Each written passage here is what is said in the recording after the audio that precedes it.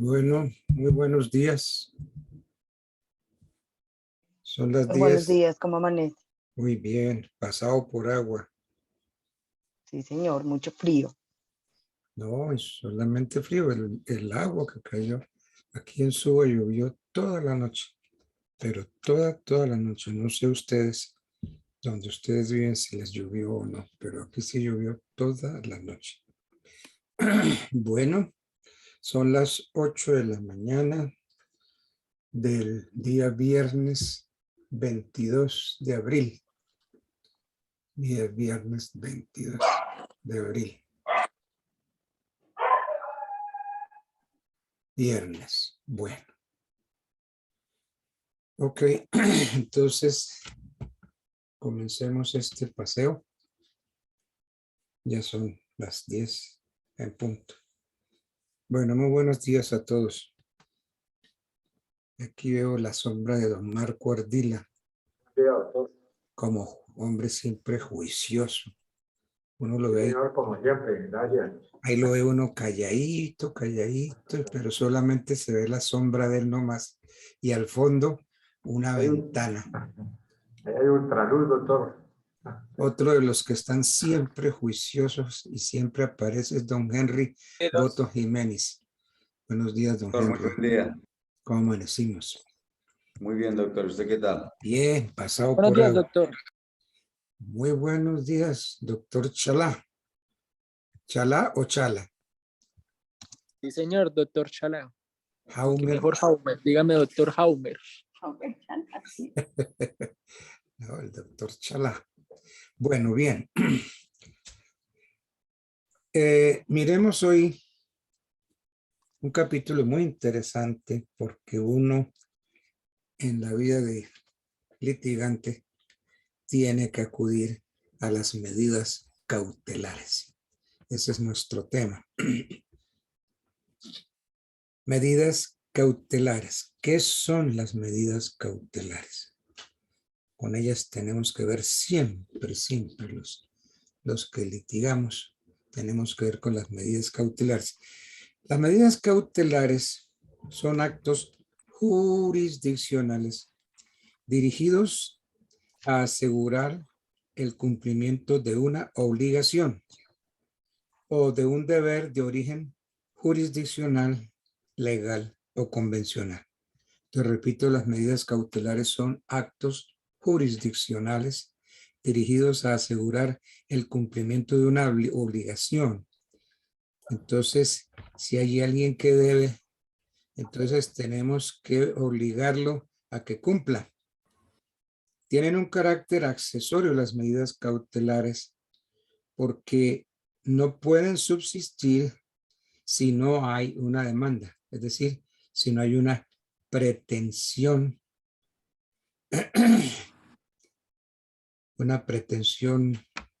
jurisdiccional. O más que pretensión jurisdiccional, una pretensión procesal. Uno de los famosos juristas, Carneluti, refiriéndose a la medida cautelar, él expone una nueva teoría, expone la teoría de un tercer tipo de proceso contencioso. Carneluti, entonces, refiriéndose a la medida, dice que se trata de un tipo de proceso contencioso que él llama proceso cautelar. Ese proceso cautelar, pues yo puedo decir que no solamente en nuestra legislación no ha tenido eco, sino en casi todas las legislaciones del mundo. Eso que propuso Carneluti, que se trata de un proceso cautelar. No existe el proceso cautelar, existen las medidas cautelares. Entonces, es que el proceso cautelar como tal no cumpliría una función propia del proceso, porque es solo un medio para lograr la efectividad del proceso principal. Existen medidas cautelares y existen medidas cautelares para todo tipo de procesos ejecutivos, ordinarios, nulidad del matrimonio, divorcio, separación de bienes, separación de cuerpos, liquidación de sociedades conyugales, procesos liquidatorios y divisorios.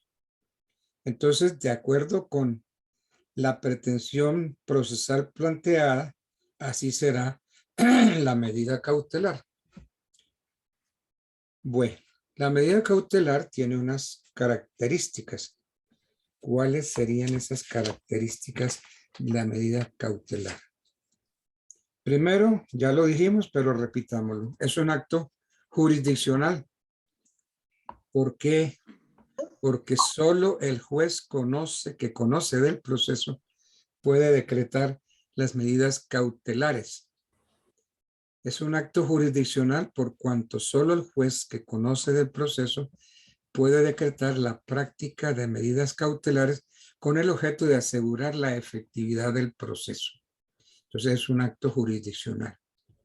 Es accesoria porque no subsiste de manera autónoma. Solo se concibe si hay una pretensión procesal planteada a través de una demanda ante la jurisdicción. Entonces, es un acto jurisdiccional, es accesoria porque no subsiste de manera autónoma. Se concibe solo por la preexistencia de una pretensión procesal planteada ya a través de una demanda que se formuló o se presentó ante un juez, es decir, a través de demanda ante la jurisdicción. Es taxativa. En materia de medidas cautelares, opera el principio de la especificidad, porque el legislador prevé la naturaleza de la medida cautelar en los procesos que proceden y los casos en que el juez de modo excepcional puede decretarlas oficiosamente. Bueno. Clases de medidas cautelares. Las medidas cautelares pueden ser de tres clases, de tres tipos. Unas que se llaman reales, otras que se llaman personales y otras que se llaman probatorias. Pero más que todo son reales, personales y probatorias. Son reales. ¿Cuáles son las medidas cautelares reales?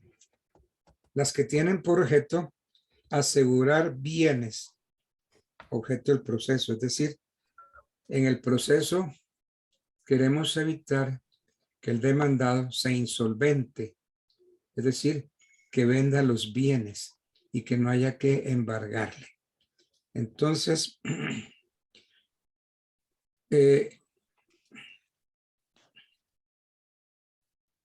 reales aseguran que el bien no va a desaparecer. ¿Cuáles son esas medidas cautelares reales? Son el embargo, el secuestro y la inscripción de la demanda en la oficina de registro correspondiente. Entonces, medidas cautelares reales: embargo, secuestro, inscripción de la demanda. Las personales son las que recaen sobre las personas y proceden en procesos en los que no se discuten asuntos patrimoniales. Ahí no hay nada que ver con bienes, sino que incumben a las relaciones familiares, a las relaciones sociales. Por ejemplo, entre esas medidas cautelares personales, la autorización de residencia separada de los cónyuges.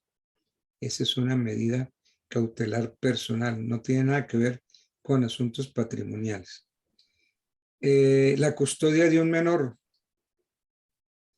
el decreto de interdicción provisional de un incapaz. Esas son medidas cautelares personales.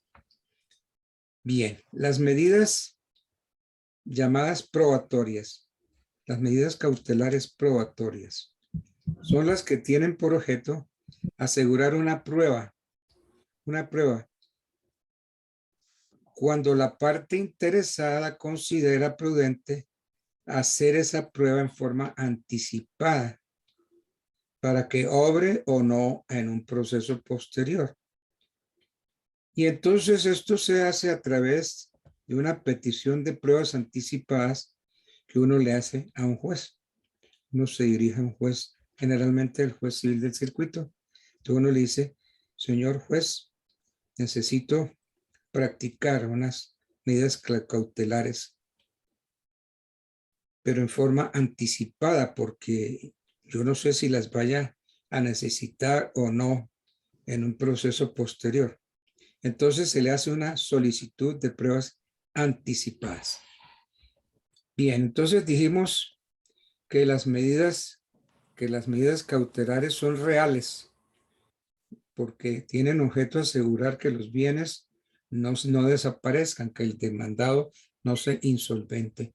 Y repito, esas medidas reales son el embargo, el secuestro y la inscripción de la demanda. Embargo, esta palabra está curioso, ¿no? El origen viene del latín imbarricare, que significa sujetar con barras. El término embargo proviene del latín imbarricare, que significa sujetar con barras. El embargo, ¿cuál es el objeto del embargo? Pues esta medida tiene por objeto sacar un bien fuera del comercio, impidiendo que el titular de ese derecho pueda disponer bien del bien, pueda enajenarlo, pueda gravarlo. Entonces, todo esto puede subsistir si no se embarga el bien. El embargo, entonces, quizás es la más importante y efectiva de las medidas, porque es la única que impide la negociabilidad del bien. ¿Cómo ponemos fuera del comercio un bien? Pues con el embargo. El embargo impide la negociabilidad del bien. ¿Por qué? Porque lo pone fuera del comercio. La práctica de la medida del embargo va a depender de si el bien que se pretende asegurar está o no sometido a registro. Es decir, si es un bien mueble o si es un bien inmueble. Sabemos que los bienes inmuebles son los que están sometidos a registro en la Oficina de Registro de Instrumentos Públicos. Aunque se dice que el embargo, por ejemplo, de un vehículo se anota en el historial que lleva la correspondiente Secretaría de Tránsito en la que se encuentra matriculado el carro.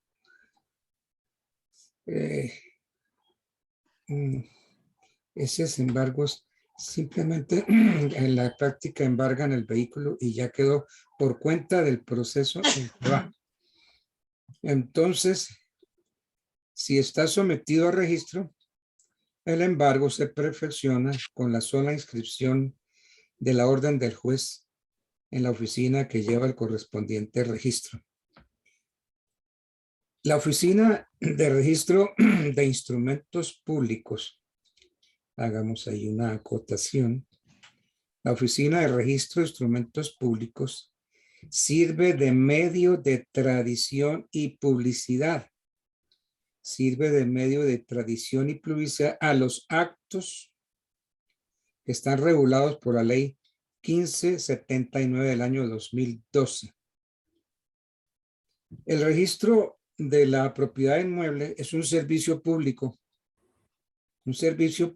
prestado por el Estado, por un funcionario que se va a llamar registrador de instrumentos públicos. ¿Y para qué se registra un bien inmueble? Pues para que opere la tradición que es un modo de adquirir el dominio. Bueno, entonces volviendo, el embargo es una de las medidas más importantes. Yo diría que es la más importante porque con el embargo se pone fuera del comercio. Es la única medida que impide la negociabilidad del bien. Porque si usted va a comprar un bien y pide una certificación de ese bien y aparece embargado, pues usted no negocia, ¿no?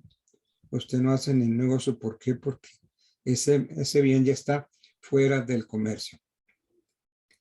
Entonces, repito, la práctica de la medida del embargo dependerá de si el bien que se pretende asegurar está o no sometido a registro. Entonces, si está sometido a registro, el embargo se perfecciona con la inscripción de la orden del juez en la Oficina de Registro de Instrumentos Públicos. El embargo de un inmueble lo asientan en un folio de matrícula inmobiliaria que lleva la Oficina de Instrumentos Públicos. Y pues dice pues los que saben de esto, pero yo no lo veo así, que el embargo de un vehículo será anotado en el historial que lleva la correspondiente Secretaría de Tránsito en la cual está matriculado el bien. Yo diría que cuando el bien no está sujeto a registro, como los automóviles, como el caso de los muebles y enseres, la medida se practica junto con el secuestro de dicho bien. Entonces, si estoy en un proceso ejecutivo y necesito embargar un bien, pues en el proceso ejecutivo solicito la medida de embargo y secuestro del bien. Y entonces el juez me la decreta. Bien. Ese es el embargo. Otra de las medidas reales es el secuestro. ¿Qué es el secuestro? Es una medida que tiene por objeto asegurar el resultado del proceso mediante una entrega provisional del bien que se hace a un auxiliar de la justicia que denominamos precisamente secuestro. ¿Para qué le entregamos? Para que esa persona al secuestre tenga la custodia del bien durante el curso del proceso. Entonces el secuestro es la medida que tiene por objeto asegurar el resultado del proceso mediante la entrega del bien, entre la entrega provisional a un auxiliar de la justicia denominado secuestre. Entonces, ¿de dónde sale el secuestro? De una lista en la que aparecen allí los secuestres. Entonces, se embarga el bien y se le entrega al secuestro. El secuestro es el que va a tener el bien, lo va a proteger, lo va a garantizar, va a impedir que el demandado opere con el bien porque ya está secuestrado, es decir, está fuera del comercio. Entonces, el embargo, el secuestro.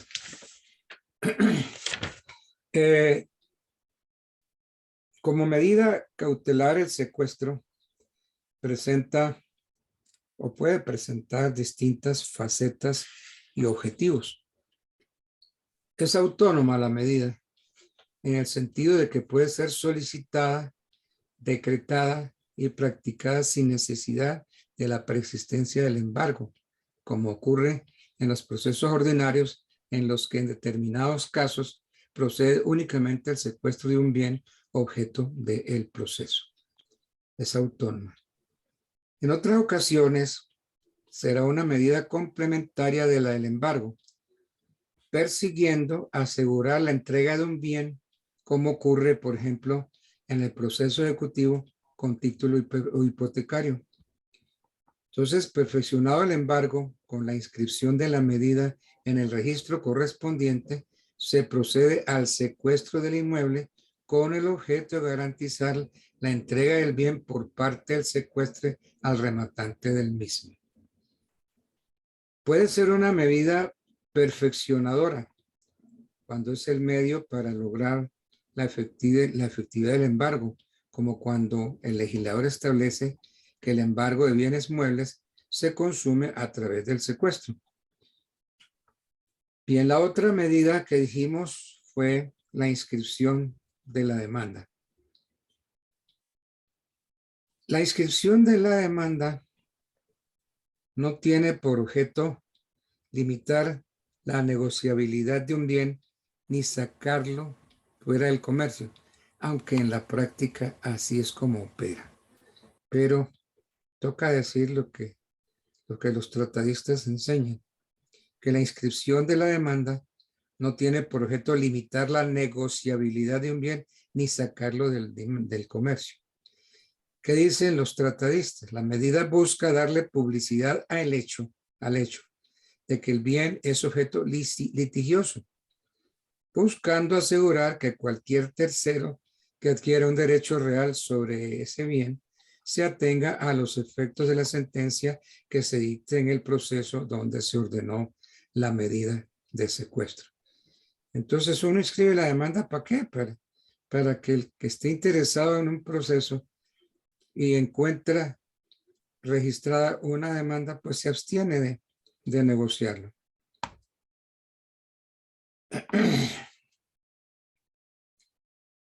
La medida de la inscripción de la demanda busca que una vez inscrita la existencia de la demanda en el registro correspondiente, si existe cambio en la totalidad de los derechos reales, el nuevo adquirente quede vinculado por los efectos de la sentencia.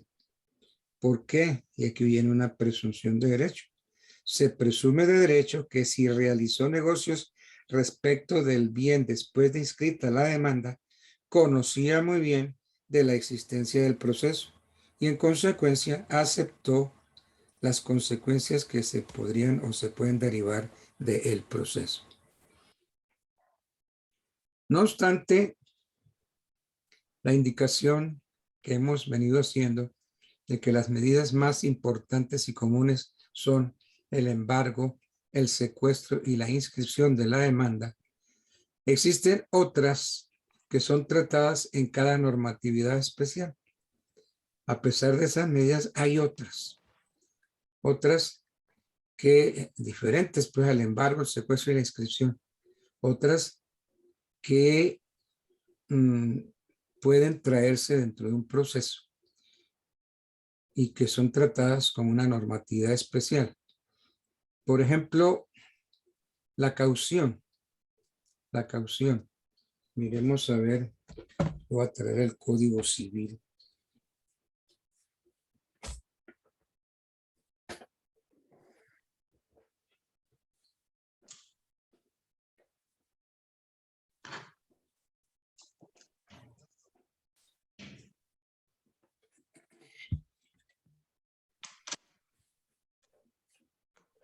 Abramos el Código Civil en el artículo 65. A ver qué nos dice el artículo 65 del Código Civil. 65. Caución. Voy a leer el artículo. Caución significa generalmente cualquier obligación que se contrae para la seguridad de otra obligación propia o ajena. Son especies de caución la fianza, la hipoteca y la prenda. Entonces ustedes no se equivocarían al decir que la fianza, la hipoteca y la prenda son contratos de caución. Porque aquí lo dice. Caución significa generalmente cualquier obligación que se contrae para la seguridad de otra obligación propia o ajena. Y son especies de caución la fianza, la hipoteca y la prenda. Esas son las cauciones de que trata el artículo 65 del Código Civil. Entonces, la caución en términos procesales es una seguridad, es una nueva garantía distinta al embargo, el secuestro y la inscripción. Es una garantía que el juez exige al demandante que pide la medida cautelar. ¿Para qué le pide el juez que preste caución? Para responder por los perjuicios que llegue a ocasionar con la práctica del embargo o del secuestro. Entonces, con la caución, busca el juez indemnizar los perjuicios que se lleguen a ocasionar. La función de la caución es netamente gratuita en el proceso. Ahora, ¿cuáles cauciones se admiten? Entonces diríamos que procesalmente solo se admiten las cauciones taxativamente señaladas por la ley. Y el juez es quien señala y califica el monto de la caución. Entonces el juez dice, préstese caución por el 10% del valor del proceso. Entonces el juez es quien señala y califica el monto de la caución. La ley en cada caso particular dispone para qué eventos debe exigirse caución. Bueno, ya sabemos qué es la caución. Clases de cauciones. Entonces, tenemos varias clases de cauciones. Caución en dinero, caución real, caución bancaria o instituciones de crédito y caución mediante una póliza judicial de una compañía de seguros. Entonces son los tipos de cauciones. Caución en dinero, la primera, es la más sencilla. Es la más sencilla en términos de trámites. Es la más fácil de hacer y la más fácil de hacer efectiva cuando sea necesario. Aunque resulta ser la menos utilizada. ¿Por qué? Porque implica una erogación que en veces puede resultar demasiado onerosa para la parte que debe prestarla. Tiene el carácter de principal, pues permite reemplazarla por otro tipo de garantía. Entonces la primera caución es en dinero, pero es la menos utilizada. ¿Por qué? Porque resulta onerosa. Caución real. La caución real puede ser hipotecaria o prendaria. La hipoteca, la prenda, sí. Sobre todo, la hipoteca y la prenda son contratos accesorios. Aquí no digamos que contrato accesorio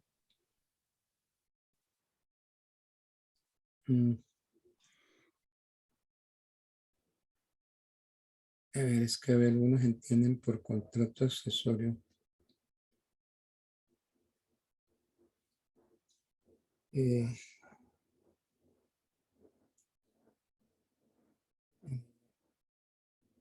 Pues que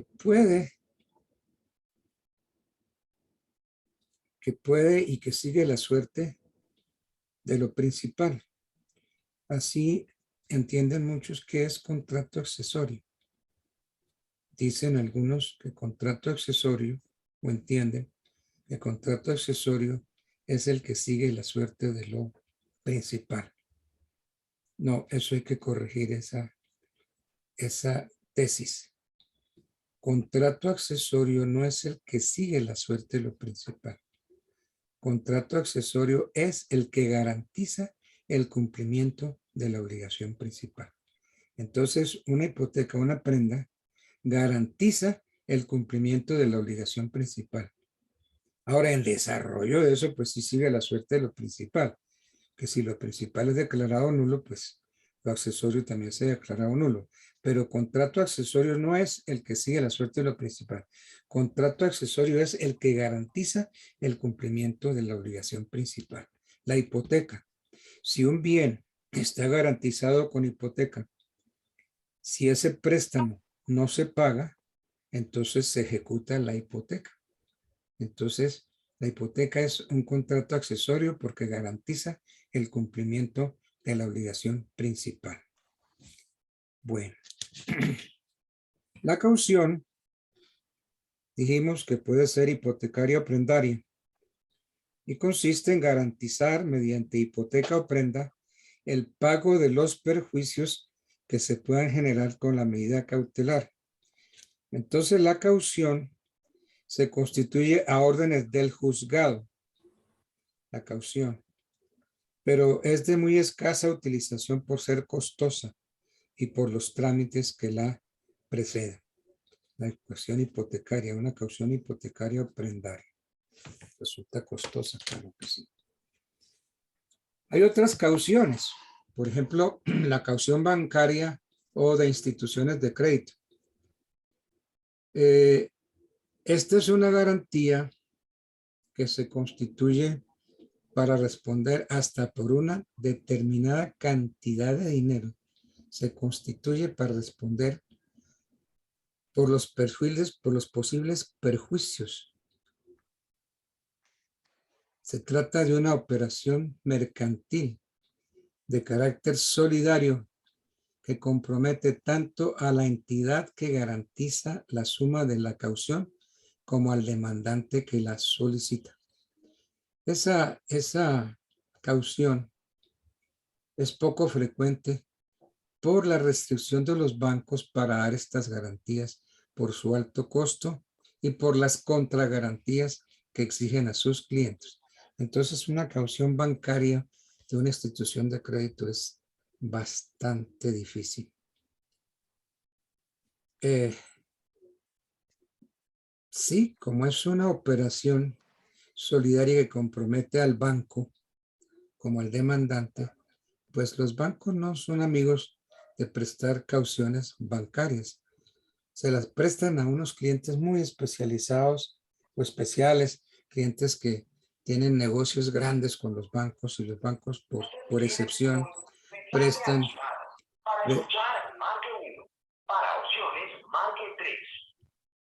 Compañero,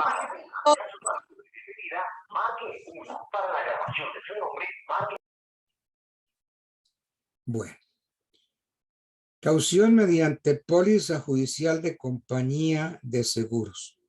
Esa es la que más se utiliza. Caución mediante póliza judicial de compañía de seguros. Repito, es la más utilizada por ser la más rápida, ágil y por su bajo costo. Es una especie de seguro de fianza en virtud de la cual la aseguradora expide una póliza donde se compromete a pagar hasta el valor asegurado los eventuales perjuicios que se originen en un riesgo. Por ejemplo, el SOAT. El SOAT es una póliza donde hay un valor asegurado. Usted le asegura el automóvil por cierto valor y la compañía de seguros responde hasta ese valor. Entonces es la más utilizada porque es la más ágil, ¿no? Uno necesita en toda una póliza, qué sé yo, voy a comprar un carro, se va a vender, lo que sea. Entonces es una fianza. La aseguradora expide la póliza y ahí se compromete a pagar un valor. Bueno, medidas cautelares en procesos ejecutivos. En el proceso ejecutivo procede el embargo de todos los bienes que ustedes consideren. En el proceso ejecutivo procede el embargo de todos los bienes. Por ejemplo, bienes sujetos a registro, ¿como cuáles? Como los inmuebles, como los vehículos, como las naves y las aeronaves. Porque ¿dónde se registra el embargo de una nave? Allá en el aeropuerto, allá hay una oficina donde va uno y registra el embargo de un avión. En la Aeronáutica civil, doctor. Exactamente. Es que yo a veces me abstengo porque me han dicho que no haga publicidad a las entidades. Si se trata de un barco, entonces en el Ministerio de Defensa hay una oficina que se llama, ¿cómo se llama?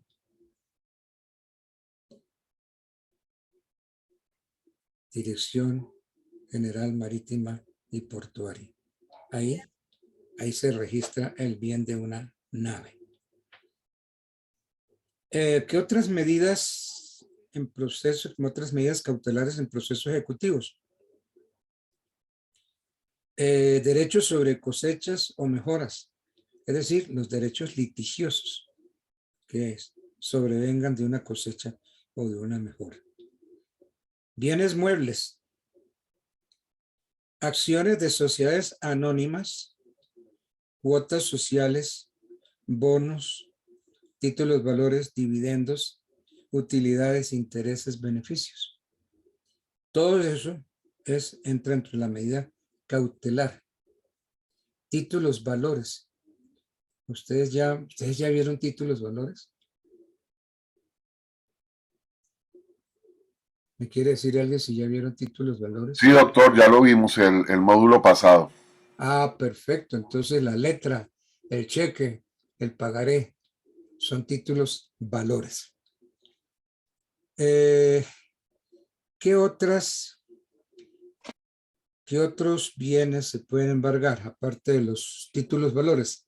Sumas de dinero en efectivo, salarios con las restricciones legales, depósitos en cuentas corrientes o de ahorro, salvo las limitaciones de ley. Las sumas de dinero que el demandado tenga en una cuenta corriente o en una cuenta de ahorro, sumas de dinero en cuentas bancarias, o tienen cuenta corriente o una cuenta de ahorro.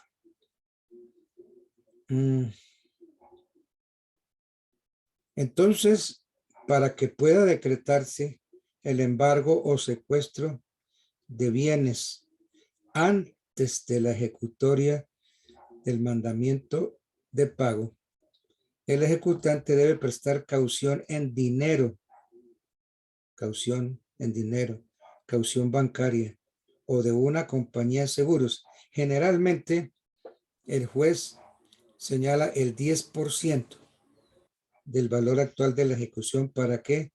Para responder por los posibles perjuicios que se causen con la práctica de las medidas cautelares. Bien. Hay unos bienes que no son inembargables, que son inembargables.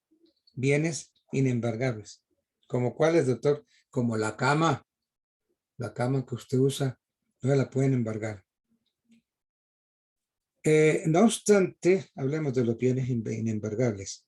No obstante, la posibilidad que otorga la ley de solicitar el embargo de bienes. No todos los bienes son susceptibles de la medida de embargo. ¿Qué bienes tienen el carácter de inembargable? Generalmente todos son embargables. Vamos a ver qué bienes son inembargables. Entonces, los bienes inembargables, aparte de la cama, están los de uso público. Es un bien inembargable. ¿Cómo va a embargar la carrera séptima? La avenida Caracas. Eso no se puede embargar. Los destinados a un servicio público que presta directamente un departamento, un distrito, un municipio o un establecimiento público, lo prestan directamente o lo prestan por medio de concesionarios. Pero así los tratadistas digan que los destinados a un servicio público prestado directamente por el departamento, el distrito, el municipio, es embargable hasta la tercera parte de los ingresos del respectivo servicio sin que el total de embargos exceda de dicho porcentaje. Entonces, es embargable la tercera parte de los ingresos del respectivo servicio. Entonces, si se presta el servicio de agua y se presta el servicio de luz y se hace a través de concesionarios, entonces es embargable hasta la tercera parte de los ingresos del respectivo servicio. Eso es los bienes destinados a un servicio público que se presta indirectamente por el departamento del municipio o a través de un concesionario. Entonces tenemos bienes inembargables, los de uso público, los destinados a un servicio público prestado directamente por el departamento, el municipio, etcétera, o por medio de concesionarios. Pero recordemos que es embargable hasta la tercera parte de los ingresos del respectivo servicio. ¿Qué otros bienes son inembargables? Las 2/3 partes de la renta bruta de los departamentos, intendencias, comisarías, distritos especiales y municipios. Eso no es embargable. De las 2/3 partes de la renta bruta de los departamentos, intendencias, comisarías, distritos especiales y municipios. Las sumas de dinero que se hayan anticipado para la construcción de obras públicas o que deban anticiparse por las medidas de derecho público o los contratistas, mientras no hubiere concluido su construcción, excepto cuando se trate de obligaciones en favor de los trabajadores de dichas obras por los salarios, prestaciones sociales e indemnizaciones. Entonces, hablando de estos últimos, los salarios y las prestaciones sociales de los trabajadores oficiales o de particulares en la proporción prevista en las leyes respectivas. Eso no es embargable. Las condecoraciones y pergaminos recibidos por actos meritorios. Eso no es embargable. Los uniformes y equipos de los militares. ¿Cómo va uno a llegar a embargarle el uniforme, mi general? No, los uniformes y equipos de los militares son inembargables. Los lugares y edificaciones destinados a cementerios o enterramientos. Eso también es inembargable. Los bienes destinados al culto religioso. Usted no puede llegar a embargar el cáliz o el copón que tiene las hostias, porque eso es destinado al culto religioso.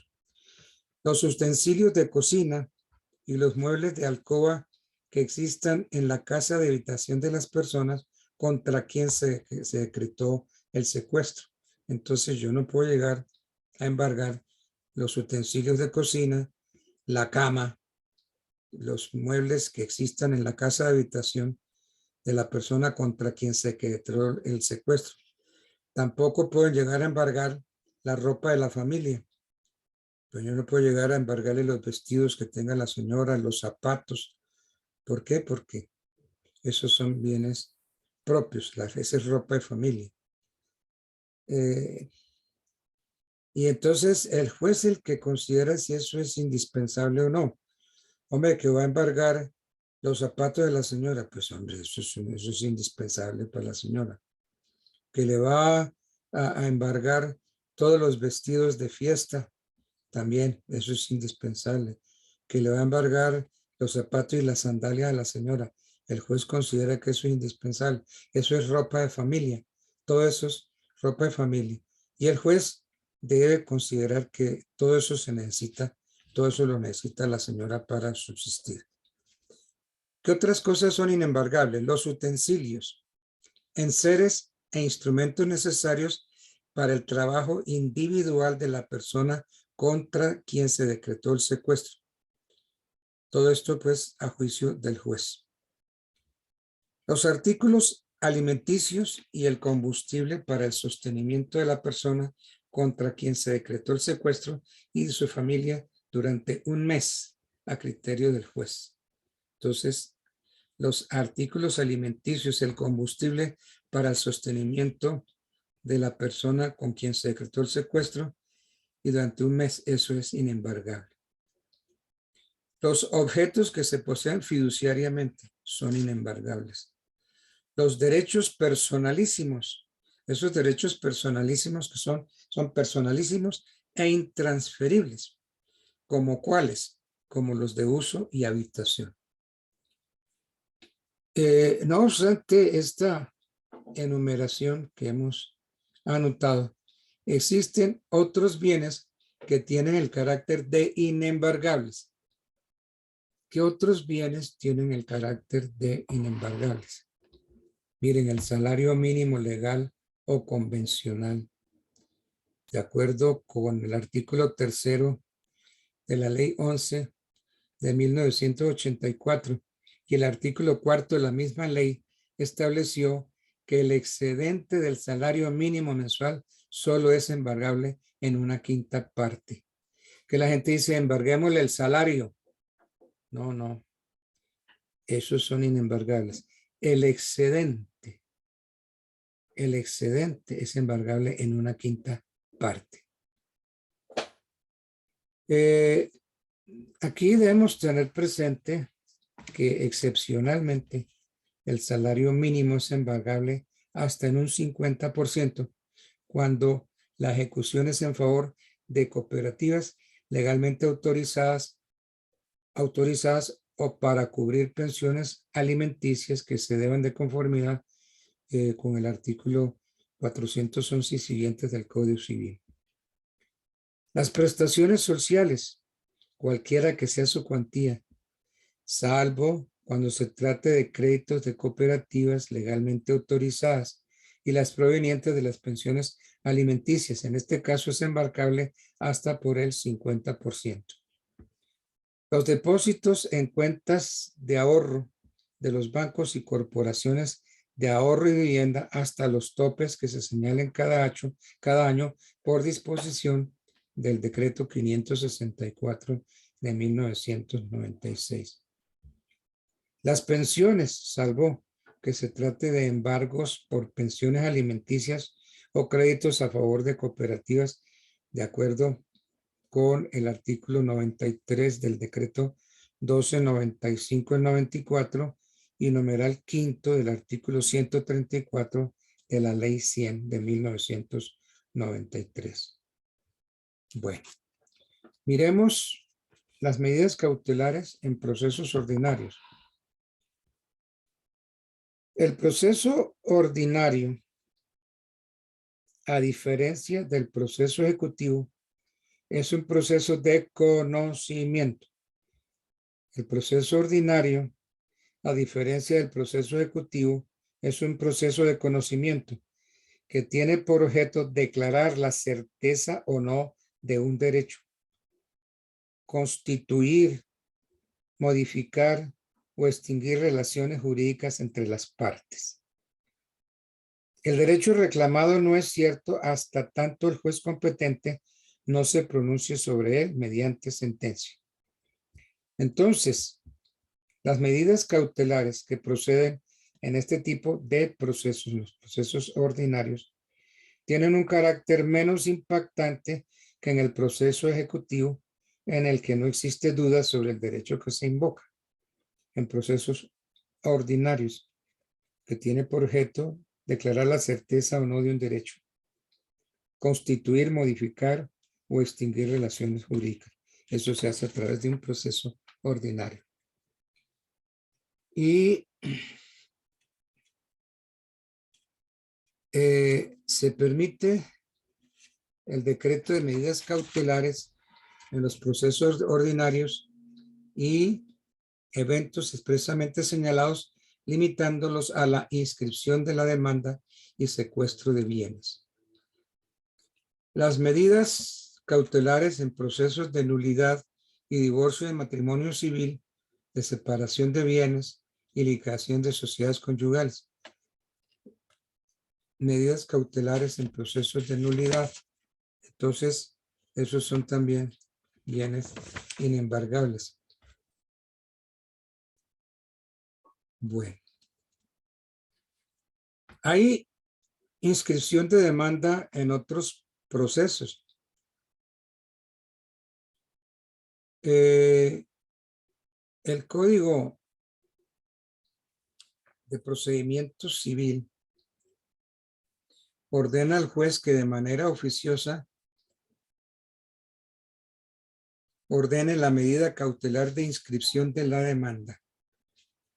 ¿En qué procesos? En el proceso de pertenencia.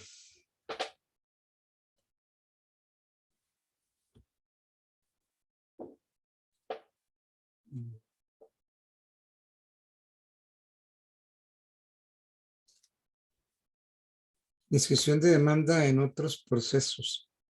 El de pertenencia, por ejemplo. En el proceso de deslinde y amojonamiento. En el proceso de servidumbres. En las expropiaciones y en los divisorios. En los divisorios hay uno que es la división de bienes comunes. Lo que se persigue, como hemos dicho, inscripción de demanda en otros procesos. Lo que se persigue con esta medida de la inscripción es darle publicidad al proceso y someter a los efectos de la sentencia a quien adquiera algún derecho real con relación al inmueble objeto del proceso, después de inscrita la demanda. Una vez, aquí tenemos que recordar que una vez inscrita, el oficio se remitirá por el registrador al juez junto con un certificado sobre la situación jurídica del bien. Bueno.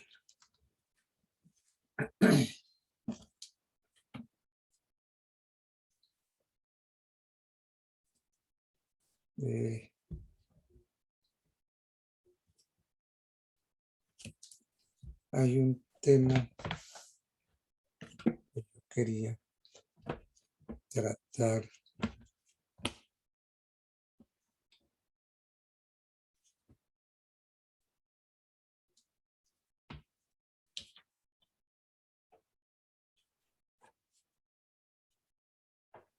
Doctor, buenos días. Buenos días. Escúcheme, doctor, tengo una pregunta relacionada a cómo se llega al remate de un bien y cuál es el riesgo si lo hubiera de la compra del mismo. Pues cuando ya se encuentra el bien debidamente embargado y secuestrado, ya ese bien está fuera del comercio. Y si el demandado no paga, pues le rematan el bien. Este remate el bien es un proceso público, le rematan el bien. Ese es el riesgo que se corre. Y entonces con el producto del remate se paga el proceso. ¿Ok? Bueno. Es decir, para uno comprar un bien ya en remate, obviamente debe haber una sentencia, ¿no? Debe uno asegurarse que ya tenga una sentencia. No. No, ¿no? cuando usted vea que se va a rematar el bien, en el juzgado usted ve que van a rematar un bien. Y entonces allí el juez, el juzgado señala postura para presentarse al proceso de remate. Y entonces usted consigna esa plata y se presenta al remate del bien. Entonces, el que mejor ofrezca, el que mejor y mayor dinero ofrezca, a ese se le remata. Y ese es el que se lleva el bien. Bueno. Gracias, doctor. No, señor. Al mejor postor. Exactamente. Pero también están haciendo remates las notarías, ¿no, doctor? Las notarías. Sí, señor. Tengo entendido que ahora forman parte de que puede una notaría pues, o hacer el proceso para un remate. Pues déjeme decirle que no tengo ese dato. Déjeme, yo busco un momentico aquí. A ver si tengo un segundito.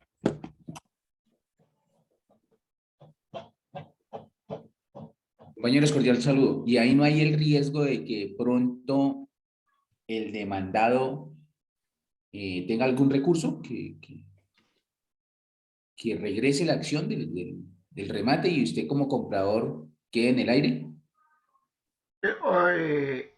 Mire, cuando suceden los remates de los inmuebles, el primer postor pues es el propietario. ¿Y ahí qué ocurre? Usted debe ir y conciliar con el abogado que lleva el proceso, o por ejemplo, hablemos de Covinoc, que es una entidad especializada en eso. Se habla con el jurídico y el abogado le entrega a usted una carta en la cual concilió y la lleva al juzgado para que usted primero pare el remate y siga cumpliendo con su obligación directamente con Coinó. Cuando ya se va a un remate, digámoslo normal, se deben postular, pero deben pagar o deben dar un porcentaje de ese remate, lo deben consignar en un banco. Y de acuerdo a las personas que se postulen, el día del remate, pues el que mejor oferente, digámoslo, sea, es el que se queda con ese remate. Así es que lo manejan los juzgados. Ok, compañero, o sea que no hay riesgo de que se le volate uno la platica. Es que me decían que eso siempre presentaban algunos riesgos. No, cuando hay terceros sí hay un riesgo total, pero cuando el mismo juzgado le dice vaya y postúlese y tiene que consignar tal plata en tal banco, el riesgo ahí es que le van a demorar la plata cuando, si usted no ganó, le demoran la plata para la entrega. Eso sí se lo están demorando. Pero directamente es con el juzgado o tengo entendido que ahora con la notaría. Es la única, pero cuando hay terceros involucrados es un riesgo de que usted pierda la plata. O sea, tiene que ser directamente con juzgado o con notaría, que es una garantía más o menos para no perder la platica así como... Ellos le dicen a usted, Adán, en tal cuenta, en un ejemplo de Bancolombia y de vivienda, está el remate y usted se postula allá. Esa es la única garantía, pero si usted se mete con un tercero, ahí la gran mayoría de casos que conozco han perdido la plata. Aunque Ok, compañero, normalmente muchas ahorita lo gracias. está trabajando, es el Banco Popular, todos esos remates judiciales, ¿no? Pues hay varias entidades, por eso, o sea, el Banco Popular sí es uno de ellos también. Cada banco tiene, digámoslo, su grupo jurídico. La mayoría de juzgados trabajan es con el Banco Agrario. Sí, pero bueno, cada juzgado tiene, digámoslo, su banco. Yo conozco Banco Popular, el Banco Agrario, Bancolombia.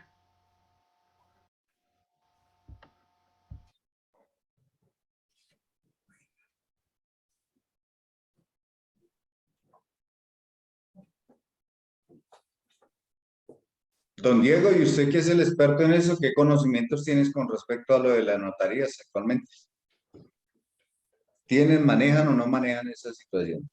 Hasta donde yo tengo conocimiento no manejan porque ninguna persona aparte de un juez tiene la potestad de dar escrituración a un predio. O sea, solamente un juez de la República puede ordenar el cambio de propietario sin voluntad de un inmueble.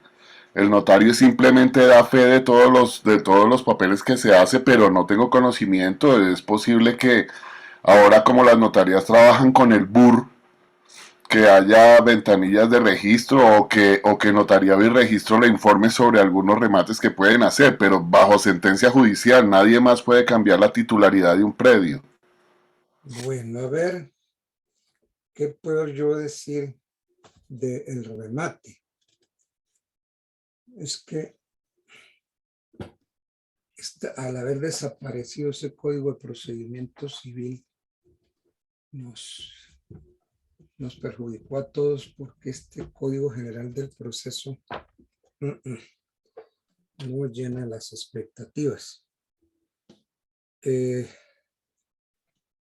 Dice el artículo 298 del Código General del Proceso: cumplimiento y notificación de medidas cautelares. Las medidas cautelares se cumplirán inmediatamente antes de la notificación a la parte contraria del auto que las decrete. Si fueren previas al proceso, se entenderá que dicha parte queda notificada el día en que se apersone en aquel o actúe en ellas o firme la respectiva diligencia. Los oficios y despachos para el cumplimiento de las mencionadas medidas solamente se entregarán a la parte interesada. La interposición de cualquier recurso no impide el cumplimiento inmediato de la medida cautelar decretada. Todos los recursos se consideran interpuestos en el efecto devolutivo. Sin embargo, a pesar de lo que diga este código, que en mala hora acabó con el Código de Procedimiento Civil, la orden de remate no puede dictarse, sí, no podrá dictarse el auto que ordene el remate, sino cuando se encuentre en firme la primera liquidación del crédito y las costas. Eso no ha desaparecido. Segundo, debe estar perfeccionado el secuestro. O sea que se embargó y se le entregó el bien, lo tiene un secuestro. Debe estar en firme el avalúo de los bienes y debe haberse citado a los terceros acreedores hipotecarios. Entonces, para que se pueda dar orden de remate, repito, no podrá dictarse el auto que ordene el remate, sino cuando se encuentre en firme la primera liquidación del crédito y las costas. Debe estar perfeccionado el secuestro y debe estar en firme el avalúo de los bienes. Además, tiene que haberse citado a los terceros acreedores hipotecarios. ¿Por qué los acreedores hipotecarios? Porque son los créditos de primer grado, la hipoteca y la prenda. Ahora bien, respecto de naves y aeronaves, no puede ordenarse el remate mientras no se decida y quede en firme lo relativo al secuestro. Respecto de derechos en mejoras o cosechas en predios de terceros, deben estar embargadas y secuestradas.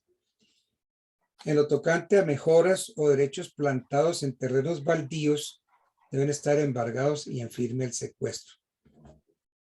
En lo relativo a bienes muebles, deben estar en firme el embargo y el secuestro. El remate de créditos o derechos semejantes se ordenará una vez consumado el embargo. Por tratarse de derechos incorporados, no es viable su secuestro. En lo atinente a derechos litigiosos, no es viable su secuestro. El remate se ordena con la sola consumación del embargo. Para el remate de las acciones en sociedades anónimas, en sociedades en comandita por acciones, títulos, bonos y demás efectos negociables nominativos no cotizados en la bolsa, es suficiente que el embargo se encuentre perfeccionado. Si las acciones, títulos o bonos a que me he venido refiriendo se cotizan en la bolsa, no se ordena el remate, ya que su valor se determina por la única cotización certificada por el gerente de la bolsa. En cuanto a las acciones, títulos, bonos, acciones, títulos, bonos, al portador o la orden, se requiere el embargo y secuestro para que se pueda decretar el remate. Para poder decretar el remate del interés social que un socio tiene en una sociedad colectiva de responsabilidad limitada o en una sociedad en comandita, pero únicamente respecto de los socios gestores, el remate podrá ordenarse tan pronto se consume el embargo.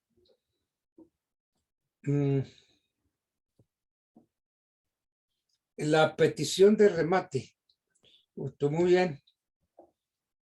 Usted hace la petición del remate y el auto que ordene el remate deberá dictarse a solicitud de parte. El remate lo puede pedir tanto el ejecutante como el ejecutado y puede pedirse y ordenarse el remate parcial de bienes. Digamos que eso es lo que yo diría para poder hacer el remate. Doctor, perdóneme una preguntita. Cuando el juzgado ordena el remate a través de un auto y se lleva a cabo el remate, ese dinero, ¿En qué horarios pueden ir a recoger? ese dinero recogido cubre los pagos y las obligaciones contraídas, ¿y en Eso qué lo da el momento proveedor. termina el proceso, doctor? Cuando hay un remate. Sí, es decir, se trata, por eso es que tiene que haber un avalúo, ¿no? Para saber si ese bien, si se va a rematar, va a cubrir todo. Sí, por eso, pero ¿de dónde lo vamos a tener nosotros? Ahora, hay una cosa importante que es el aviso de remate que hace el secretario del juzgado. No sé, tú El tienes la factura de un esa aviso operación. dice, el secretario del juzgado tal, hace Pues saber una que factura por de auto de fecha tal, señalado el día tal, para llevar a cabo el remate de los bienes embargados y secuestrados en el proceso ejecutivo adelantado por fulano contra tal. Los bienes materia de la subasta son, eso es lo que va a decir el secretario.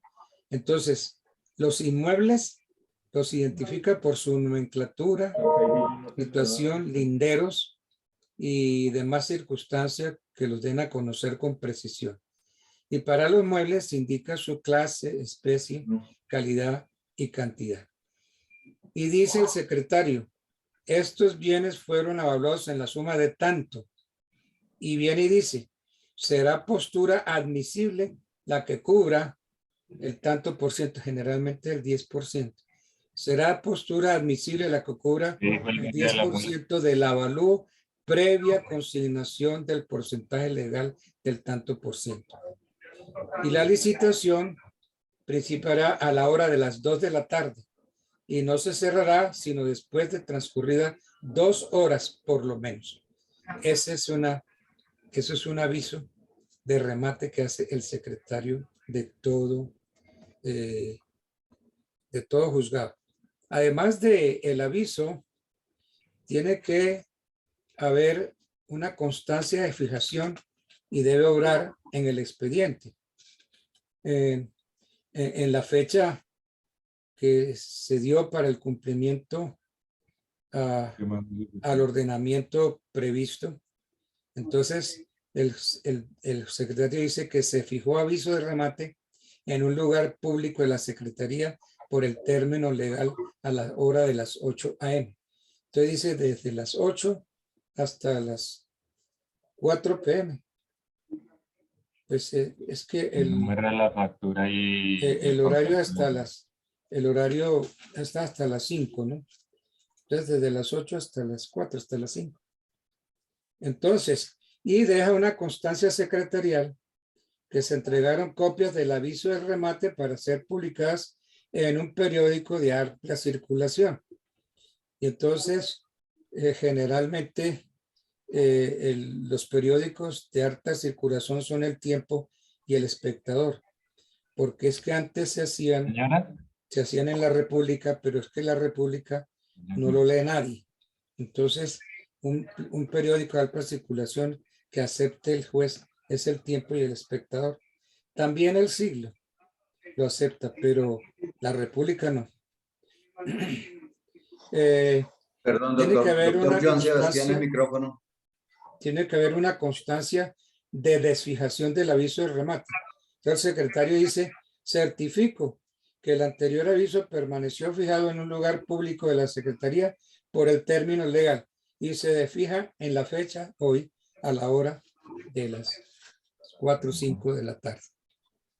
Entonces, en la Secretaría se debe fijar ese aviso durante los días hábiles, o sea, de lunes a viernes. Bien, digamos que eso son las acotaciones que yo tendría que hacer para el remate, para que opere el remate. Bueno. Doctor, faltaría decir que el remate judicial sale por un 70% del valor que se haya el último avalúo. Sí, generalmente el 70, pero el juez puede poner otra cantidad.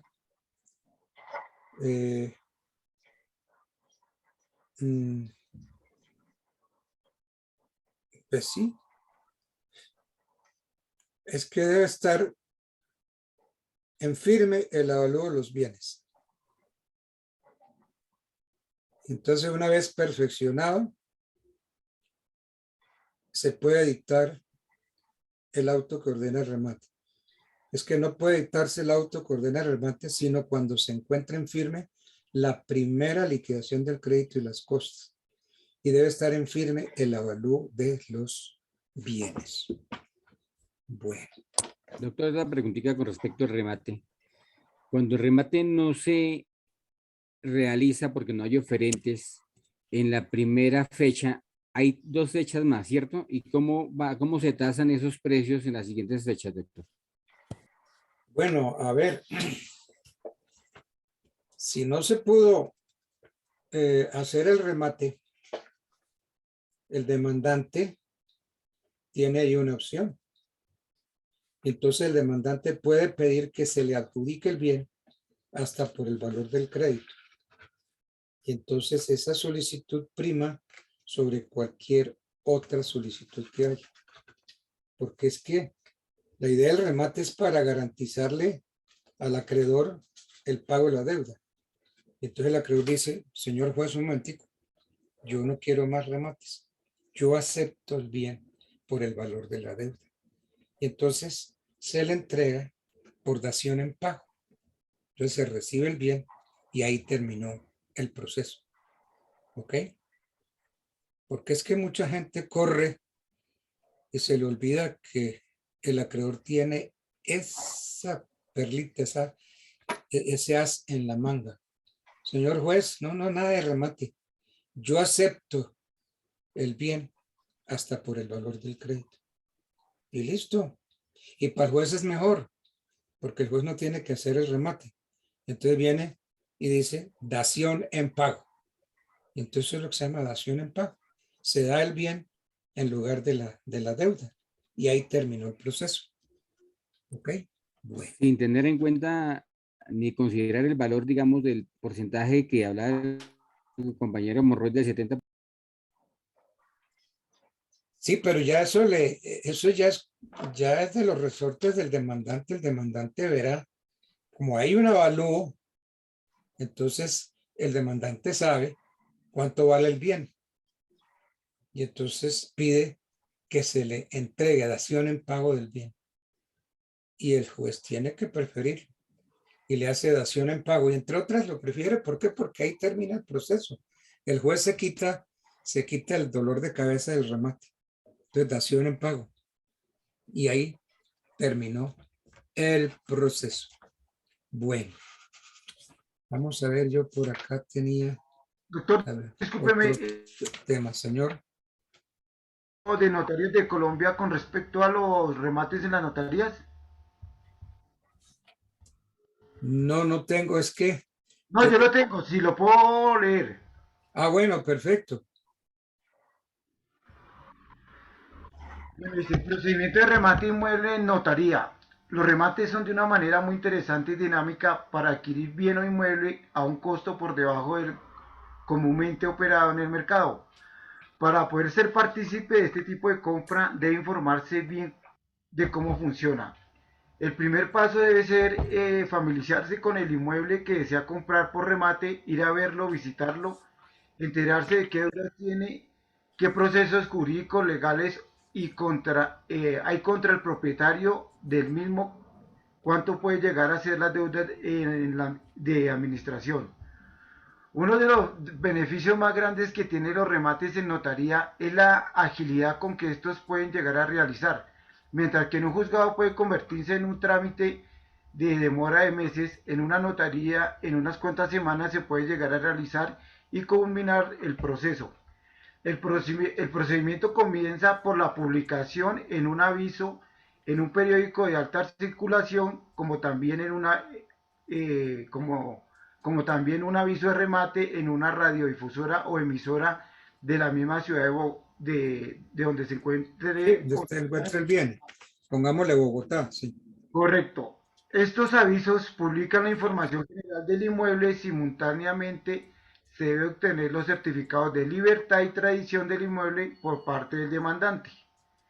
Una vez cumplidos los pasos anteriormente, se procede a hacer el remate a través de la presentación ante el notario de sobres cerrados con ofertas en el que se incluye el valor de la suma que ofrece a pagar por el inmueble para el remate. Este proceso puede durar 1 hora o menos. Una vez concluida la presentación de los sobres, el notario va abriendo los sobres y asigna el inmueble a la oferta más alta que haya realizado el interesado, previamente con una consignación cuya cantidad depende de un porcentaje del valor inmueble. Esto permite que quienes participen en el proceso sean los directamente interesados, pues al consignar su valor se hacen los participantes capaces de cumplir con una oferta para la cual tienen los fondos necesarios. Entonces digámosle, con esta lectura quería pues como ratificar que las notarías ya hacen parte precisamente para descongestionar los juzgados, que pues para ellos les quitaba mucho tiempo en la clase de remates. No sé si a Adán le pueda servir esa información. Claro, claro que sí, pues le tiene que servir. Es que a los notarios cada día los convierten más en jueces. Es increíble. Cada día los notarios se vuelven más jueces. De modo que no, pues perfectamente el proceso ante el notario. De modo que ahí no hay...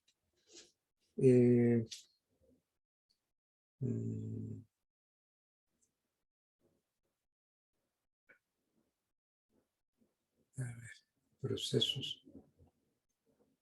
Los procesos de expropiación, insolvencia, solución divisoria y duración ejecutivo,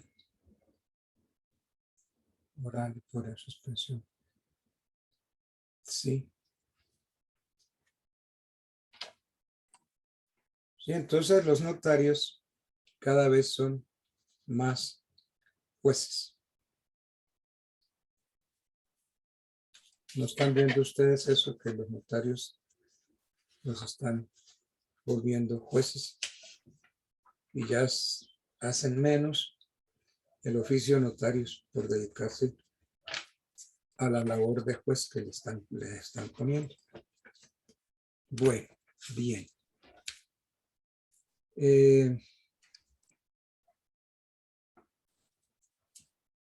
Nosotros ya vimos todo lo que fue las medidas cautelares, el embargo, el secuestro, la inscripción, la caución, las clases de cauciones, medidas cautelares en procesos ejecutivos, bienes inembargables, medidas cautelares en procesos ordinarios, inscripción de la demanda en otros procesos. Bien. Vamos a ver por acá, yo tenía un tema supremamente interesante.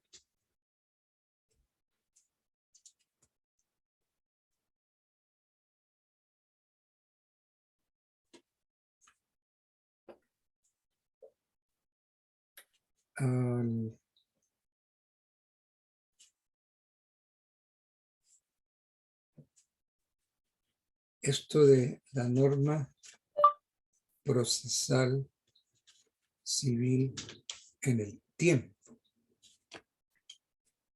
Ese tema de la norma procesal civil en el tiempo. Ese temita me gustaría abordarlo. ¿Qué podemos decir?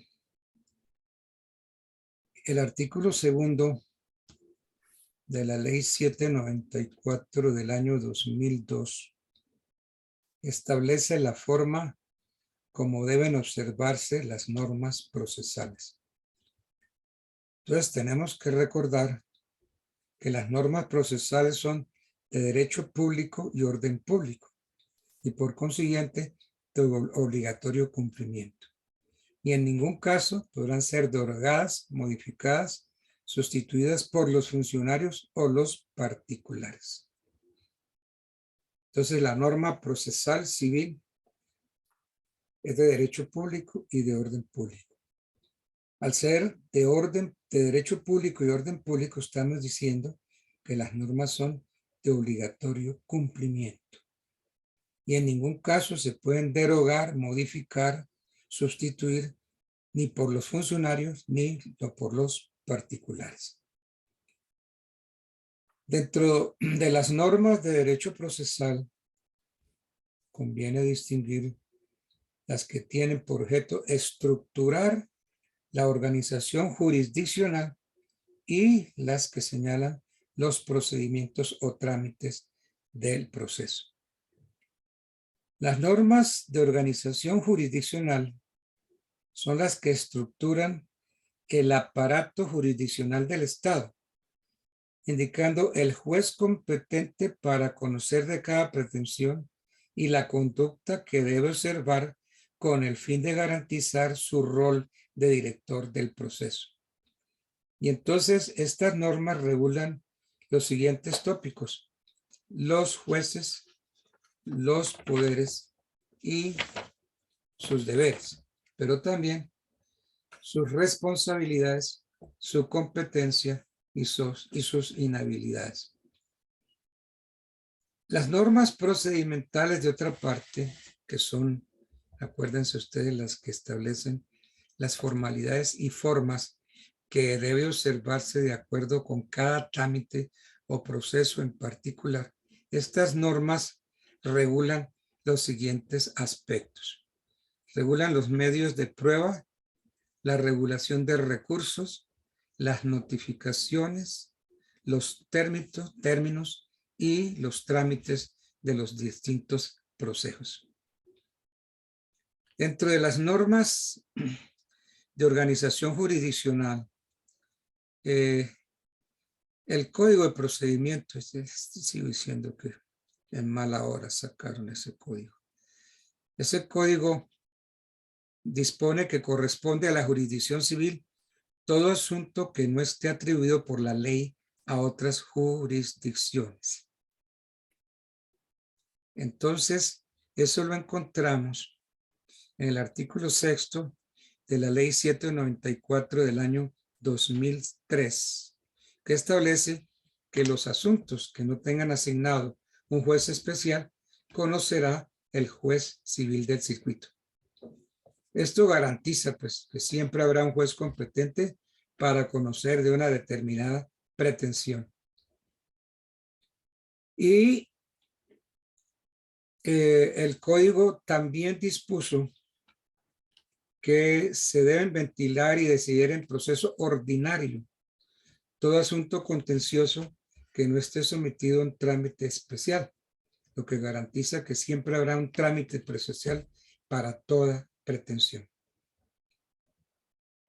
Entonces, conocida la naturaleza de la norma procesal civil,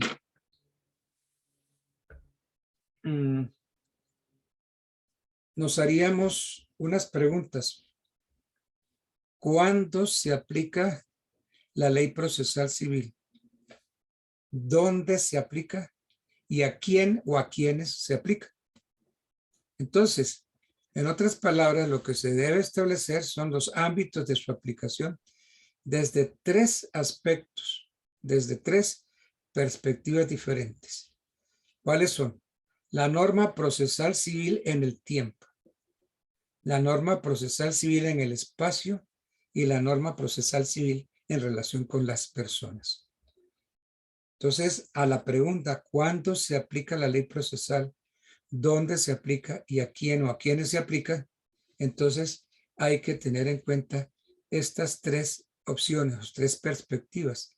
La norma procesal civil en el tiempo, la norma procesal civil en el espacio y la norma procesal civil en relación con las personas. La norma procesal civil en el tiempo. ¿Qué podemos decir?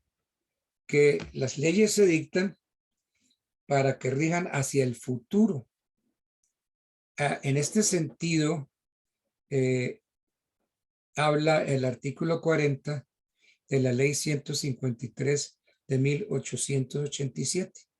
Ese artículo establece que las leyes concernientes a la sustanciación y ritualidad de los juicios prevalecen sobre las anteriores desde el momento en que deben empezar a regir.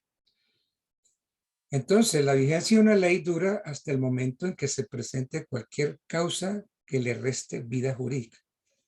¿Cuáles serían las posibles causas que le restan vida jurídica? La derogatoria expresa que haga el legislador. La incompatibilidad con disposiciones especiales posteriores. ¿Por qué? Porque nos enseñaron que la norma posterior y especial se aplica de preferencia a la anterior y general. Por existir una nueva ley que regule íntegramente la materia a que la anterior disposición se refería. Porque fue declarada inexequible. O porque se cumplió el plazo que la misma ley previó para la duración de su vigencia.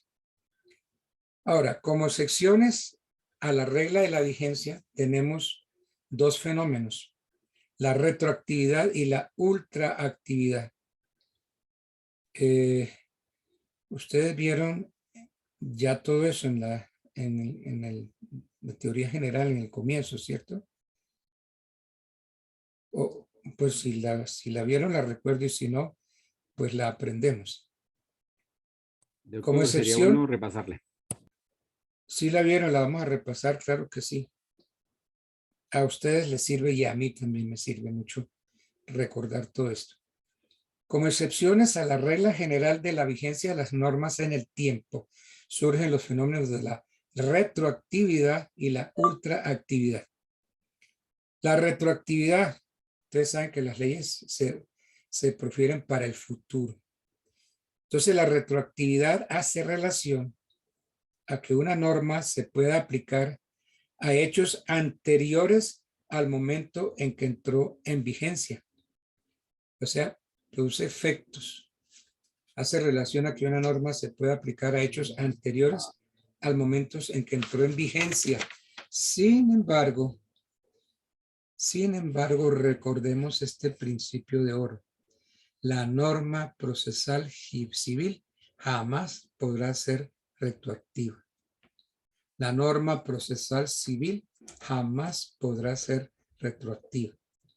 Eso es algo que le aprendí yo directamente a mis profesores de Derecho Procesal, al doctor Davis Echandía. Y luego confirmé eso con Jaime Zula Camacho. La norma procesal civil jamás podrá ser retroactiva. ¿Por qué? Porque es de aplicación inmediata y rige hacia el futuro. La norma procesal civil jamás podrá ser retroactiva, pues es de aplicación inmediata y rige hacia el futuro. Entonces, lo contrario le restaría seguridad jurídica al proceso jurisdiccional y atentaría contra el principio de la preclusión. La preclusión que tiene por esencia evitar que se revivan actuaciones ya concluidas o clausuradas dentro del proceso civil. Entonces, esa es la retroactividad. La ultraactividad. La ultraactividad se presenta cuando, a pesar de haber perdido su vigencia una norma, ésta sigue regulando situaciones posteriores. En materia procesal civil, se pueden presentar excepcionalmente casos de ultraactividad que siempre serán de carácter taxativo, es decir, únicamente en los casos en que la misma ley así lo disponga.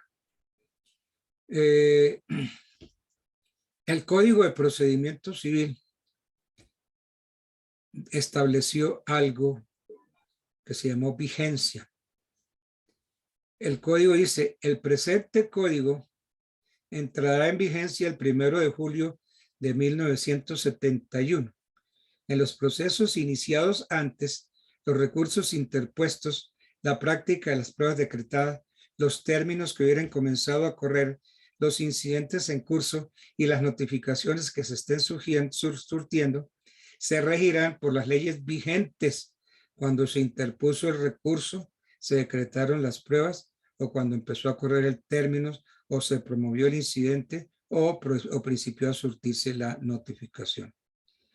Entonces, el Código de Procedimiento Civil contemplaba, y se puede decir que todavía sí porque eso no ha desaparecido, contempla la ultraactividad como excepción a la vigencia inmediata hacia el futuro de la norma procesal, previendo que en los siguientes eventos se seguirá aplicando la ley anterior, no obstante haber perdido su vigencia.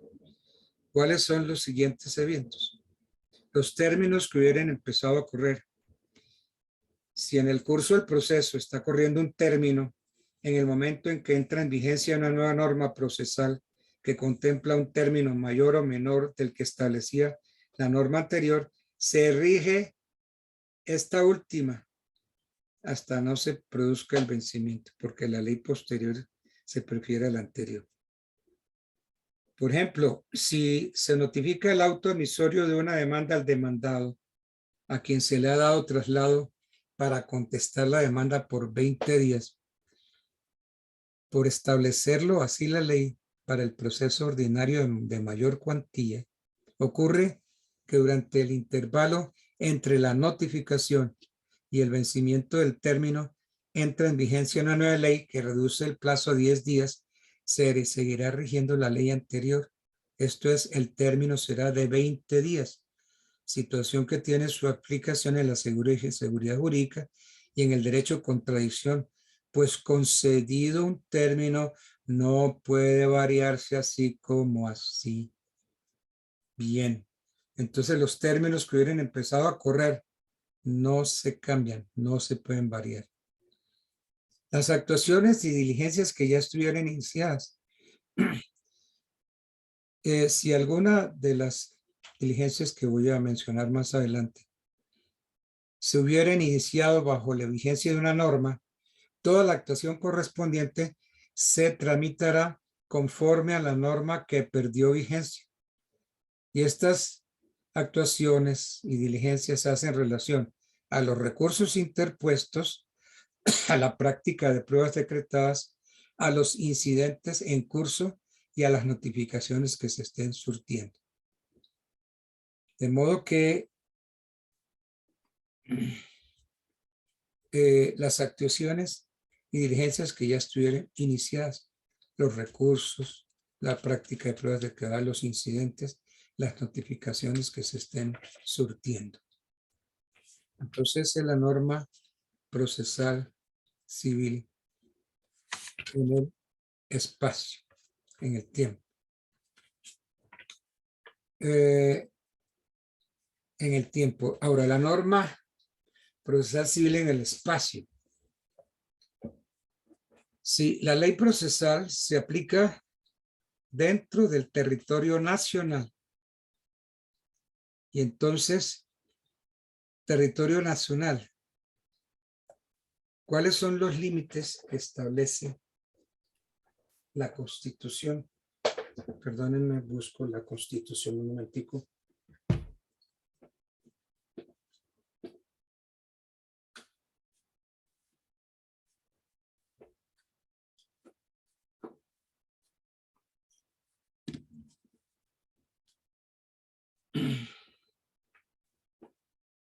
Entonces, repito, en cuanto al tema de la norma procesal civil en el espacio, decimos que de conformidad con el artículo 101, ahí se establece los límites del territorio nacional. Vamos a ver qué dice el 101. Artículo 101 de la Constitución va a hablar del territorio. Los límites de Colombia son los establecidos en los tratados internacionales aprobados por el Congreso, debidamente ratificados por el presidente de la República y los definidos por laudos arbitrales en que sea parte la nación. Los límites señalados en la forma prevista por esta Constitución solo podrán modificarse en virtud de tratados aprobados por el Congreso, debidamente ratificados por el presidente de la República. Que forman parte de Colombia, además del territorio continental, el archipiélago de San Andrés y Providencia y Santa Catalina, la isla de Malpelo, además las islas, islotes, cayos, morros y bancos que le pertenecen. Ahorita la Corte Internacional profirió un fallo que nos desfavorece completamente. Así el presidente Duque haya salido a hablar ahí, vociferar y tratar.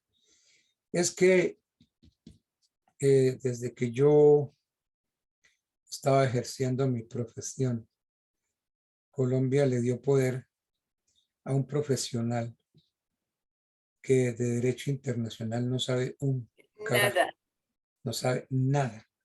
Ya usted sabe a quién fue que se le dio poder. Y ese señor perdió el proceso que nos inició Nicaragua. Y entonces ahora tenemos que negociar.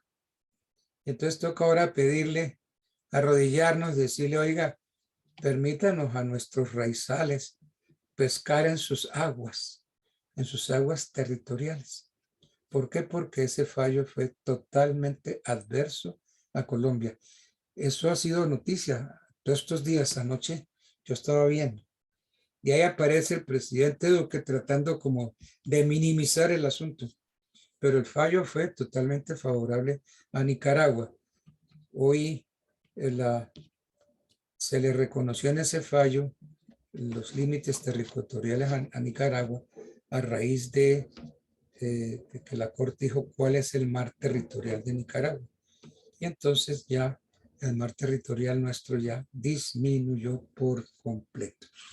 Entonces, los límites señalados, los límites de Colombia son los establecidos en los tratados internacionales aprobados por el Congreso y debidamente ratificados por el presidente de la República y los definidos por laudos arbitrales.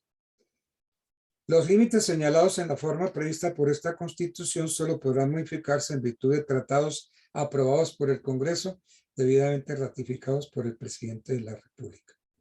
Forman parte de Colombia, además del territorio continental, el archipiélago de San Andrés, Providencia y Santa Catalina, la isla de Malpelo y además de las islas, islotes, cayos, morros y bancos que le pertenecen. Creo que Colombia regaló unos cayos, unos islotes, y ya esos bancos, esos morros ya no nos pertenecen. También son parte de Colombia el subsuelo, el mar territorial, la zona contigua, la plataforma continental, la zona económica exclusiva del espacio aéreo, el segmento de la órbita geoestacionaria, el espectro electromagnético y el espacio donde actúa de conformidad con derecho internacional o con las leyes colombianas a falta de normas internacionales. Entonces, esto es la norma procesal civil en el espacio. Bueno. La norma procesal civil con relación a las personas. Tenemos que decir que la norma procesal civil se aplica a todas las personas que se encuentren en Colombia. La ley procesal civil se aplica a todas las personas. En general, yo diría que las normas, no solamente la ley procesal, sino todas las normas, se aplican a las personas que se encuentren en el territorio nacional, sin importar su nacionalidad, sexo o edad, y se aplica por igual a personas naturales y jurídicas.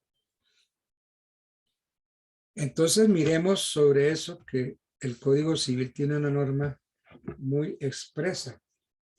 Busquemos artículo 18 del Código Civil.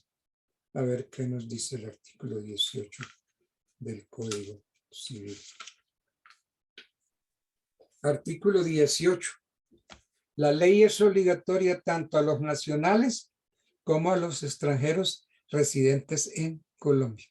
Entonces, no solamente la ley procesal, sino la ley en términos generales es obligatoria tanto a los nacionales como a los extranjeros residentes en Colombia. En Este artículo se refiere tanto a las normas sustanciales como a las normas procesales. En cuanto a la aplicabilidad de la norma procesal a las personas, existen excepciones consagradas por la Convención de Viena de 1961, o las convenciones de Viena, que pues dicen que es una, pero fueron dos. La Convención de Viena del año 61 y la Convención de Viena del año 63, aprobadas por las leyes sexta de 1972, o sea, la de Viena, la de 1961, se aprobó por la ley sexta de 1972. Y la de 1963 se aprobó por la ley 17 de 1971, que consagran instrumentos de carácter universal. La Convención de Viena, en el artículo 31, establece y dice: el agente diplomático gozará de inmunidad de la jurisdicción penal del Estado receptor. Gozará también de inmunidad de su jurisdicción civil y administrativa, excepto si se trata. Entonces, el agente diplomático goza de inmunidad en la jurisdicción penal y goza de inmunidad de su jurisdicción civil y administrativa, con estas excepciones. Si se trata de una acción real sobre bienes inmuebles particulares radicados en el territorio del Estado receptor, a menos que el agente diplomático los posea por cuenta del Estado acreditante para los fines de la misión. B. Estoy leyendo pues lo que dice la Convención de Viena. De una acción sucesoria en la que el agente diplomático figure a título privado y no en nombre del Estado acreditante como ejecutor, testamentario, administrador, heredero o legatario. De una acción referente a cualquier actividad profesional o comercial ejercida por el agente diplomático en el Estado receptor fuera de sus funciones oficiales. En los casos planteados, continúa la Convención diciendo: el diplomático no podrá sustraerse del proceso civil por expresa disposición legal, y su investidura solo le servirá para que sea la Sala Civil de la Corte Suprema de Justicia la competente para conocer del proceso de acuerdo con lo prescrito por el numeral 25, por el artículo 25, numeral 5 del Código de Procedimiento Civil. Es decir, los procesos contenciosos en que sea parte un agente diplomático en los casos previstos por el derecho internacional. Además, se puede afirmar que la inmunidad diplomática es renunciable por parte de su beneficiario, según lo establece la misma Convención de Viena. ¿Qué dice la Convención de Viena? El diplomático, por el solo hecho de presentarse como demandante ante la jurisdicción del Estado receptor, está renunciando a su inmunidad, lo que constituye una renuncia tácita a la misma. En igual sentido, si el diplomático es el demandado, puede renunciar tácitamente compareciendo al proceso. De lo contrario, deberá proponer la excepción de falta de competencia del juez o formular la nulidad. Si el diplomático invoca su inmunidad civil, será necesario adelantar el proceso correspondiente ante las autoridades de su país de origen, salvo pues en los casos que ya he mencionado. La inmunidad diplomática, miren, para quienes hay que ponerle ojo a lo siguiente. La inmunidad diplomática está consagrada para el personal diplomático, su grupo familiar, personal administrativo y técnico. Entonces, la inmunidad diplomática está consagrada para el personal diplomático, su grupo familiar.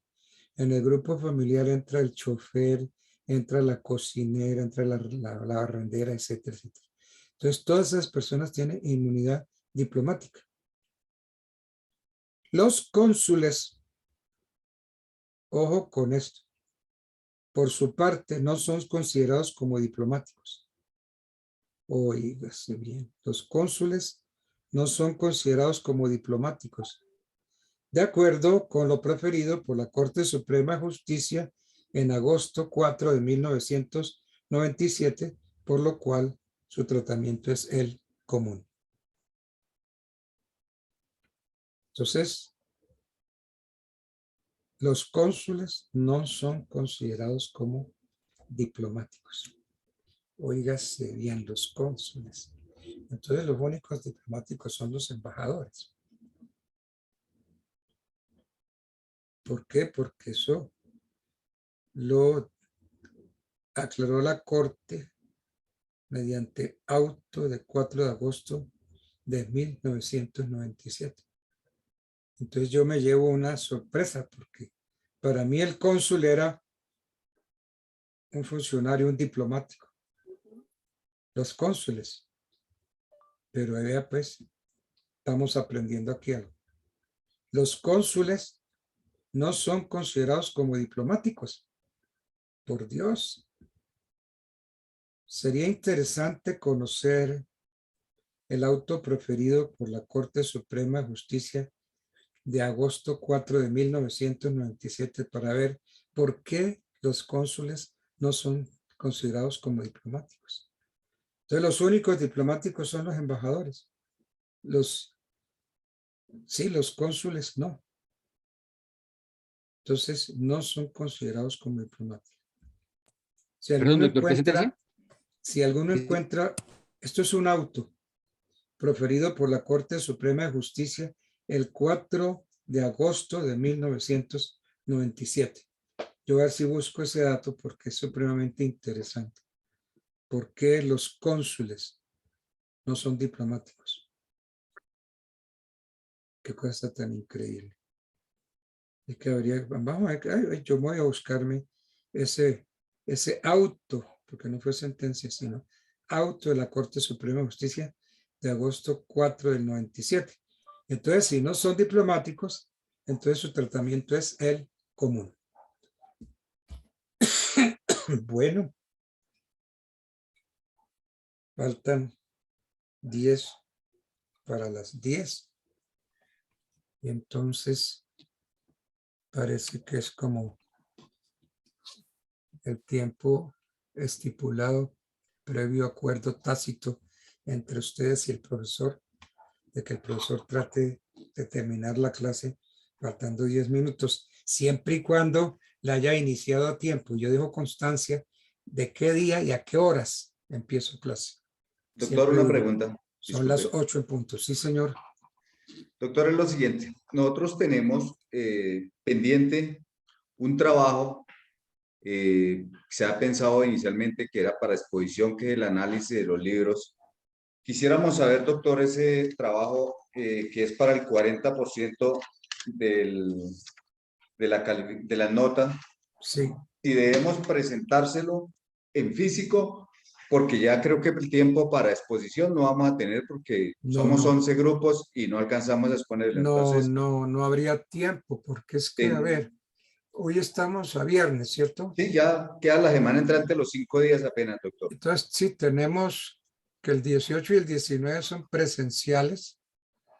Y el resto... nos dirá si le presentamos ese trabajo el día martes o el lunes o martes. Pues sí, usted tiene razón, no hay tiempo para sustentar. Entonces, un trabajo para ponerles el 40%. Sí, doctor. Porque ya estamos calificados el 30, entonces calificamos el 40%. Porque es que por disposición de las altas cortes de la universidad, todos ustedes están calificados con 5, pero entonces les corresponde es defender ese 5. Y entonces defenderlo ante el 30, el 30 y el 40. El primer examen vale el 30, el segundo 30 y el final el 40. Como ya tenemos los dos primeros 30, entonces usted, don Henry Boto, tiene razón, nos faltaría el 40%. Entonces hagámoslo por grupos y sería que me lo presentaran, no sé. Igual que los anteriores, doctor. Porque aquí vino un estudiante muy acucioso. Él es un mayor del ejército y trajo unos trabajos. Muy acucioso, muy juicioso este mayor del ejército que está haciendo curso para teniente coronel.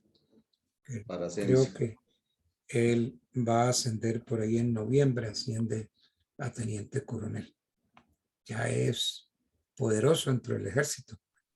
Es una ficha clave, un compañero que tenemos y que va a ser próximamente general de la República. Por ahora está haciendo curso para coronel, pero ya lo veremos como general de la República. Y ojalá a mí Dios me dé licencia para ver su ascenso a general, porque está ahorita en un cuello botella terrible. Cuando se llega a coronel, eso es terrible. En el grado de coronel descabezan a todo el mundo. ¿Pasa o se queda? Sí, pasa o se queda. Pero este señor es un señor que pues terminó la carrera o ya la está terminando, ya se gradúa y tiene todos los méritos para ascender.